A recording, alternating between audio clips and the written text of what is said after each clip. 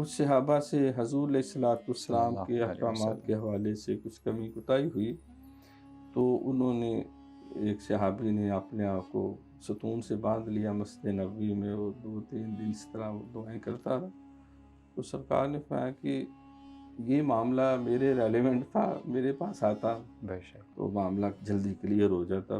باہر کیا اس کو سرکار کی خدمت میں لایا گیا، تو آپ نے فرمایا بھئی آئندہ ذرا محتاط رہو، اور جو اللہ نبی کا حکم ہے اس سبحان کو اللہ، ماشاء پرائرٹی دو، اس کو ترجیح دو، اس کو فالو کرو، سمیعنا و اطعنا۔ اللہ، بے شک۔ تو مایوس نہیں ہونا، یہ اسلام کا طرز امتیاز ہے کہ اس نے کہا ہے کہ اگر مرنے سے پہلے کسی بھی وقت انسان کو سچی توبہ کی توفیق مل جائے، تو سچی توبہ جو ہے یہ پہلی ضرورت ہے، التائبین العابدین۔ بے شک۔ پہلے توبہ، التوبہ تو مقدم علی العبادہ، سبحان توبہ جو ہے وہ عبادت پر مقدم ہے۔